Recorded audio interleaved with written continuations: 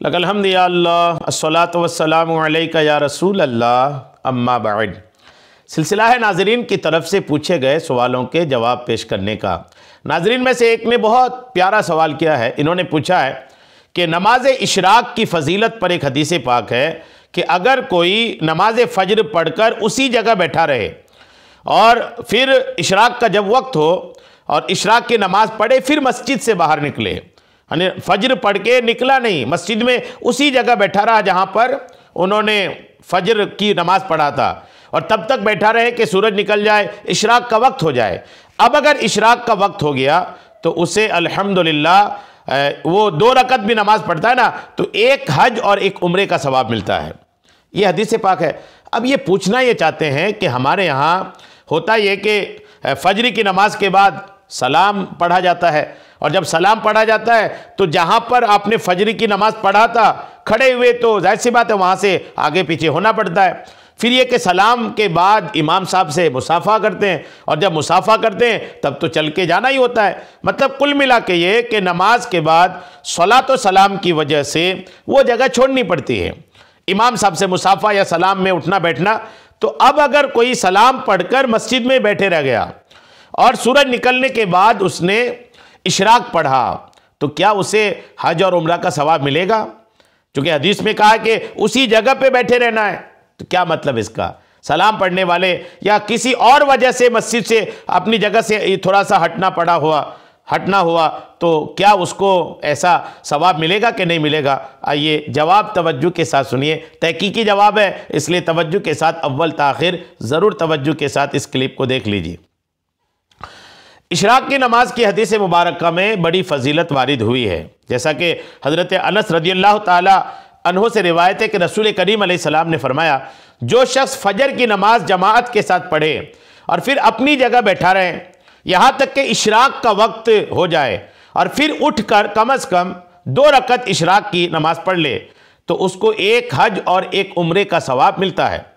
हज़रत मुआज़ रज़ियल्लाहु ताला अन्हु से रिवायत है कि नबी करीम अलैहिस्सलाम ने फरमाया कि जो शख्स सुबह की नमाज पढ़ने के बाद अपनी नमाज की जगह पर बैठा रहे यहाँ तक कि सूरज तुलू होने और रोशन होने के बाद 2 रकत पढ़े और इस दौरान सिर्फ खैर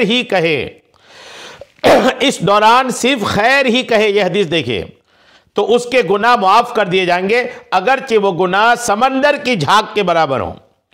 और इशराक की नमाज की ये मखसूस फजीलत और मुकम्मल सवाब का मुस्तहिक वो शख्स है जो फजर की नमाज जमाअत के साथ अदा करे या उज़्र की वजह से घर में अदा करके वहीं ज़िक्र व अज़कार में मशगूल रहे और इस दरमियान किसी दुनियावी काम में मसरूफ़ ना हो यहाँ तक कि इशराक का वक्त हो जाए तो इशराक की नमाज अदा कर ले। नीज़ इशराक की नमाज की फजीलत हासिल करने के लिए फजर की नमाज के बाद उसी जगह बैठे रहने का मतलब यह है कि वो उसी जगह ज़िक्र व अज़कार और नेक कामों में मशगूल रहे, खा खड़े होकर, बैठकर या लेटकर। अलबत्ता बैठकर ज़िक्र करते रहना ज़्यादा अफजल है, इल्ला ये कि वो किसी और दीनी काम के लिए वहाँ से खड़ा हो, मसलन बैतुल्लाह के तवाफ़ के लिए या जनाजा की नमाज के लिए या कुरान व हदीस के दर्स वगैरह के लिए या सलात व सलाम के लिए। अगर जगह थोड़ी हटी तब्दील हुई तो इससे कोई फ़र्क नहीं पड़ेगा। ठीक है, ये आप याद रखिएगा।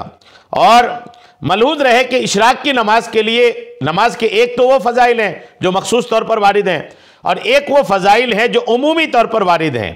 लिहाजा अगर कोई शख्स फ़ज्र के बाद किसी दुनियावी काम में मशगूल हो गया हो तो उसे भी इशराक की नमाज की फ़जीलत मिल जाएगी, गो मखसूस फ़जीलत का वादा नहीं। तो बहरहाल वो हदीस पाक जिसमें ये बयान है कि उसी जगह बैठे रहकर इशराक के वक्त तक बैठा रहे और फिर इशराक पढ़े तो हज उम्रे का सवाब, इसका मतलब ये है कि मस्जिद ही में रहना है और मस्जिद में रहकर ज़िक्र व अज़कार ही करना है। अगर कोई मस्जिद में फ़जर के बाद दरसे कुरान होता हो, अब दरसे कुरान के लिए थोड़ा खिसकना बैठना पड़ा तो इसमें कोई दिक्कत नहीं, कोई हरज नहीं है। या जिक्र की महफिल हो, बयान हो, नात खानी हो और थोड़ा सा इधर उधर खिसकना पड़े, इसमें भी कोई हरज नहीं। यूं ही जो अहले सुन्नत में चलन है कि फजर की नमाज के बाद सलाम पढ़ा जाता है, तो सलाम पढ़ने के लिए कोई खड़ा हो गया और उसकी वजह से थोड़ा जगह से हटना पड़ा, तो इससे भी कोई हरज वाक़ई नहीं होता। दिक्कत तब होगी, हज और उम्रे के सवाब में कटौती तब होगी जब कोई दुनियावी काम में लग गया, मस्जिद से बाहर आ गया और किसी दुनियावी काम में लग गया, फिर इशराक पड़ता है, तो उन्हें हज और उम्रा का सवाब नहीं मिलेगा।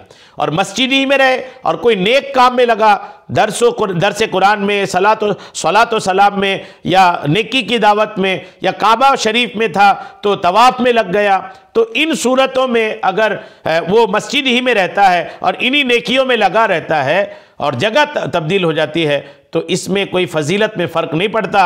अगर रह गया मस्जिद में इशराक के वक्त तक और इशराक पढ़ लिया, तो उम्मीद है रब की रहमत से कि उन्हें हज व उम्रा का सवाब मिल जाएगा। उम्मीद है आपको समझ में आ गई होगी बात। अल्लाह करीम हम सबको शरीअत के तमाम मसाइल सीखने, समझने और उस पर अमल की तौफीक अता फ़रमाए। आमीन। बेजाहिन नबील अमीन सल्लल्लाहु तआला अलैहि वसल्लम।